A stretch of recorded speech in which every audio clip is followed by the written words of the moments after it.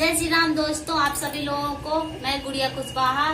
तो आज मैं आप लोगों को दो मुख्य बात बताऊंगी कि पहला, पिता और पुत्र का क्या रिश्ता यानी कि कैसा प्रेम होना चाहिए, और दूसरा, यूट्यूब पर जाकर @शिवानी गुरुकुल सर्च करिएगा और यदि न्यू है तो सब्सक्राइब करिएगा। वहाँ पे बच्चों का मतलब बच्चों को धार्मिक शिक्षा दी जाती है और कहीं ना कहीं आपके बच्चों को धर्म का ज्ञान अवश्य होगा। तो आप अपने बच्चों को @शिवानी गुरुकुल सर्च कर यूट्यूब पर और इस चैनल पर जाकर अपने बच्चों को दे सकते हैं। तो उसमें डेली का रूटीन बताया गया है कि बच्चों को क्या करना है, क्या नहीं करना है। डेली रूटीन मतलब सुबह उठकर उनको क्या करना है, कैसे पूजा करना है, पूरी मतलब A to Z उनको बताया गया है। तो आपके बच्चे भी सीखेंगे तो कहीं ना कहीं उनको धर्म और संस्कार का ज्ञान अवश्य होगा।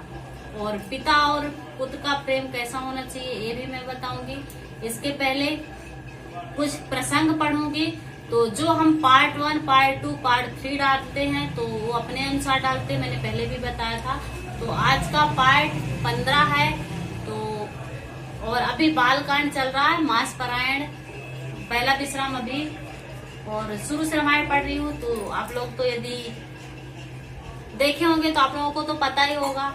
तो आज पढ़ते हैं, उसके बाद आपसे बात करते हैं। तो उसके बाद पढ़ लेते हैं, फिर आपसे बात करते हैं। राम अनंत अनंत गुण अमित कथा विस्तार, सुनी अचरज ना मानी हहि जिनके विमल विचार। श्री रामचंद्र जी अत्यंत है, उनके गुण भी अनंत हैं और उनकी कथाओं का विस्तार भी असीम है। यद्यपि जिनके विचार निर्मल हैं वो इस कथा को सुनकर आश्चर्य नहीं मानेंगे। यही विधि सब संशय करे दूरी, सिर धरि गुर पद पंकज दूरी। पुनि सबहि बिनवाऊ कर जोरी, करत कथा जगि लागे न खोरी। इस प्रकार सब संदेहों को दूर करके और गुरु जी के चरण कमलों की रज को सिर पर धारण करके मैं पुनः हाथ जोड़कर सबकी विनती करता हूँ जिससे कथा की रचना में कोई दोष स्पर्श ना करने पाए। सदर सिवाही नहीं अब माथा, वरनहु बिसद राम गुण गाथा। संबत 1631 करहु कथा हरि पद धरि सीसा। अब मैं आदर पूर्वक श्री शिव जी को सिर नवाकर श्री रामचंद्र जी के गुणों की निर्मल कथा कहता हूँ। श्री हरि के चरणों पर सिर रखकर संवत में इस कथा का आरंभ करता हूँ। नवमी भौम 12 मधुमासा, अवधपुरी यह चरित प्रकाशा। जय दिन राम जन्म श्रुति गावही, तीरथ सकल तहाँ चलिया वही। चैत मास की नवमी तिथि मंगलवार को श्री अयोध्या जी में यह चरित्र प्रकाशित हुआ। जिस प्रकार श्री राम जी का जन्म होता है, वेद कहते हैं कि उस दिन सारे तीर्थ वहाँ यानी श्री अयोध्या में चले जाते हैं। असुर नाग खल नर मुनि देवा, आय कहीं रघुनायक सेवा। जन्म महोत्सव रचई सुजाना, करहि राम कल कीरति गाना। असुर नाग पक्षी मनुष्य मुनि और देवता सब अयोध्या जी में आकर श्री रघुनाथ जी की सेवा करते हैं। बुद्धिमान लोग उनका जन्म महोत्सव मनाते हैं और श्री राम जी की सुंदर कीर्ति का गान करते हैं। सियावर रामचंद्र की जय। Avdhesh Kushwaha, Awadh Naresh Kushwaha, sorry. Thank you भैया हमारे लाइव में आने के लिए। जय श्री राम आपको। मंजहि सज्जन ब्रज बहु पावन, सरजू नीर जापहि राम धरि ध्यान, और सुंदर श्याम शरीर।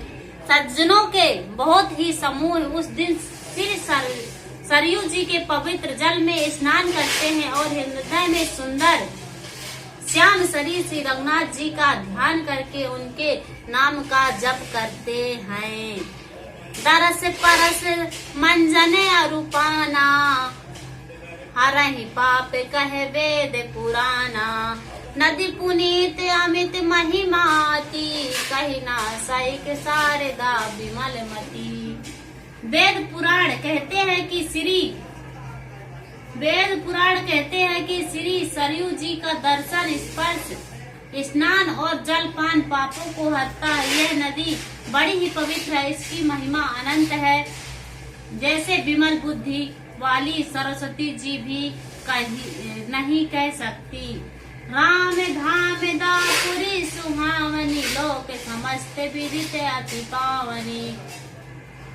चारि खानी जग जीव अपारा, अवधिता चेतनु नहीं संसारा। यह शोभा मान्य अयोध्यापुरी श्री रामचंद्र जी के परम धाम की देने वाली है। सब लोकों में प्रसिद्ध है और अत्यंत पवित्र है। जगत में यानी कि अडाज्य, स्वदेश, उद्रिज और जरायुग, चार खानी प्रकार के अनंत जीव, इनमें से जो कोई भी अयोध्या जी में शरीर छोड़ते हैं वो फिर संसार में नहीं आते हैं। जन्म मृत्यु के चक्कर में छूटकर भगवान के परम धाम में निवास करते हैं।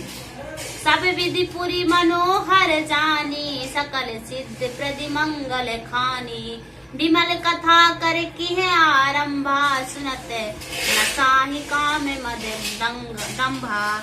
इस अयोध्यापुरी को सब प्रकार के मनोहर, सब सिद्धियों को देने वाली और कल्याण की खान समझकर मैंने इस निर्मल कथा का आरंभ किया, जिसने सुनने से काम मंद और दम्भ नष्ट हो जाते हैं। रामचरित मानस यही नामा, सुनत श्रवण पायहि विश्रामा। मन कर विषय अनल बने, रायहि होय सुखी जहि सर पारहि। रामचरित मानस मुनि भावन, बिरचेउ शंभु सुहावन पावन। त्रिविधि दोष दुख दारिद्र दावन, कलि कुचाली कुल काल नसावन। यह रामचरित मानस मुनियों का प्रेम है। इस सुहावने और पवित्र मानस की शिव जी ने रचना की। यह तीनों प्रकार के दोषों, दुखों और दरिद्रता को तथा कलयुग की कुचलाओं को, सब पापों का नाश करने वाली है। रचि महेश निज मानस राखा, पाई सुसम्मौ शिवा सन भाषा। ताते रामचरित मानस भरे, धरे हो नाम ही हरि हरे सिहरे।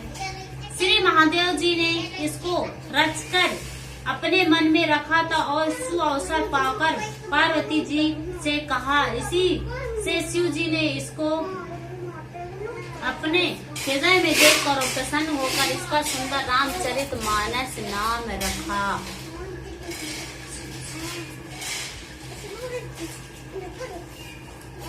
करहु कथा सोई सुखद सुहाई, सदर सुनहु सुजन मन लाई। मैं उसी सुख देने वाली सुहावनी राम कथा को कहता हूँ। हे सज्जन, आदर पूर्वक मन लगाकर इसे सुनिए। सियावर रामचंद्र की जय।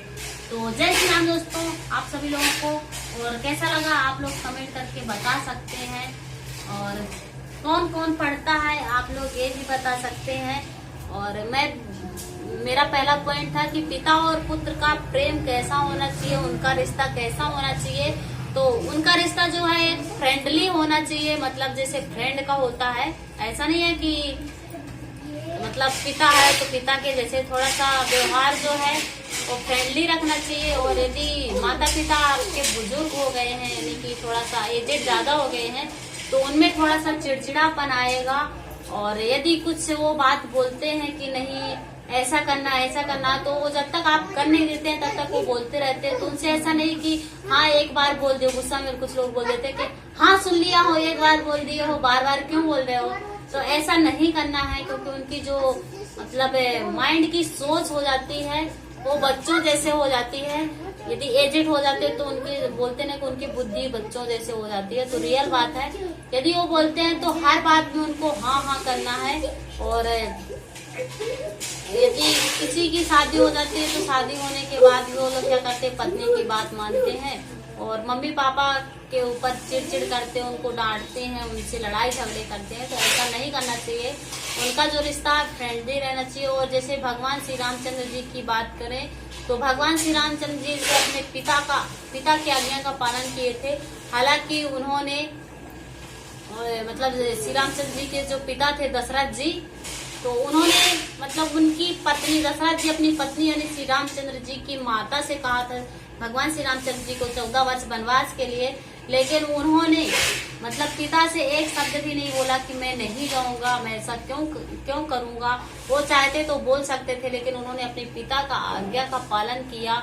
तो इसी तरह आप सब लोगों को बनना है। और आप सब लोग यदि रामायण पढ़ेंगे तो आप लोगों को कहीं ना कहीं सीख मिलेगी। दिनेश कुशवाहा, थैंक यू भैया हमारे लाइव में आने के लिए, आपको जय श्री राम।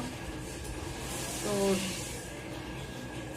यदि आपको अपने बच्चों को धर्म और संस्कार का ज्ञान देना है तो मैंने पहले भी बताया था, यूट्यूब पर जाकर @शिवानी गुरुकुल सर्च करिएगा और उस चैनल पर यदि न्यू है तो सब्सक्राइब कर सकते हैं और अपने बच्चों को दे सकते हैं। तो कहीं ना कहीं आपके बच्चों को धर्म और संस्कार का ज्ञान अवश्य होगा, जिससे आपके बच्चे धर्म और संस्कार का ज्ञान ले सकेंगे, उनको धर्म और संस्कार का ज्ञान मिलेगा, जिससे वो आगे चलकर मतलब अपने धर्म और संस्कार का ज्ञान रख सकेंगे।